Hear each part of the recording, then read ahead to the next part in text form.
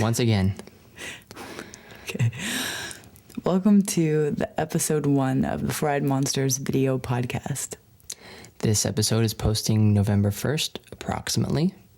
This episode is brought to you by my parents, Ed and Judy Weiss, who are sponsoring our stay here at our temporary headquarters here in Malden, Massachusetts. What's your problem? What's going on over here? Anyways, the music for this episode is by Golden Pastime, and the name of this episode is In the Beginning. I have to tell you, I was nervous that I was going to develop some kind of a condition that was going to later require medication or something. I'm not sure what it would have been called, but something where, you just can't quite socialize with people. Or you're stuck inside of the confines of your own brain and you can't get out. Where is my mind? Where is my mind? Where is my mind? That was the artistic panic that I was in. Nothing is coming out of me because I'm not willing to be intimate with anybody. By not willing to be intimate with anybody, I'm not willing to be open and share. And if I'm not willing to do that, no wonder I can't make any kind of artistic statement that anybody's willing to listen to. I kind of really thought that the two problems were pretty much lined up as one problem, the inability to communicate. It's always been tough to get my life and art, aligned. And I really firmly believe that to be a really good artist, your art sort of needs to be really directly linked to your life. And for me, it was always really difficult to do that. Art was always kind of a chore or something that I was really trying to force myself to do, especially when I was waiting tables. It always made me feel really disconnected and I wasn't really an artist because it wasn't something that was just coming out of me. Even before we actually met each other, we were documenting the creation of our relationship. In the beginning, we agreed that we would only communicate through artistic mediums and never speak in person.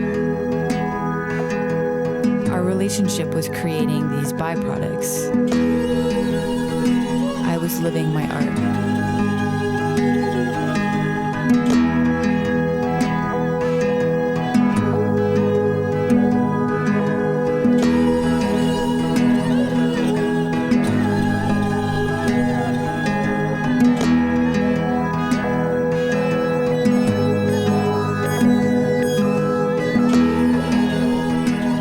Eventually, we realized that we wanted to take all these concepts and aesthetics and experiences and turn them into some kind of project together.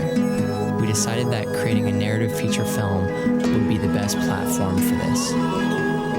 We quit our jobs, lined up the credit cards, and began. We felt like the only person who was going to understand what we were doing was our friend Andrew. We bought him a plane ticket to New York, where he slept on our floor for 4 months, helping us shoot preliminary scenes and develop the film. Around the time Andrew flew back to California, we finally felt confident enough to bring on our friend Joe. They sum up your movie in one sentence. About halfway through the project, we had finally created a script based on what we had just shot and based on what we knew we wanted to shoot. We posted an ad for a cinematographer, which introduced us to Bry. You know what I mean? It's gotta be who read the script and agreed to fly out to New York for a week and shoot for deferred pay. We got a couple interns. 3, 2, I'm looking for... We held auditions for the supporting roles, which introduced us to Mark and Cassie. Take your sweater off, just take it off. They became the first and only actors to read the full script. And I read it and I remember I was like, this is fucking brilliant. They taught us some acting exercises and introduced us to their acting class. Give yourself the little trick where we met Brad. Of what in each character will be your instant heart on. Where it just goes right in. In class, we learned a lot about directing actors by watching Brad walk individuals through acting explorations. All you really have to do is grab your fucking tie and jerk it up. And go, and jerk it up. We cast the few final supporting roles out of class, and we asked Brad to come on set to help us bring the techniques that were being used in class to our film. 1 year after the production had started, the credit cards ran out. The project seemed like it needed several months of reshoots and re-edits. We decided to take a few months off the project to raise money. But before we had the chance to do that, we got a phone call that changed everything. Hi, this is Sarah calling from the Net Film Festival. Could you call me back as soon as you get this message?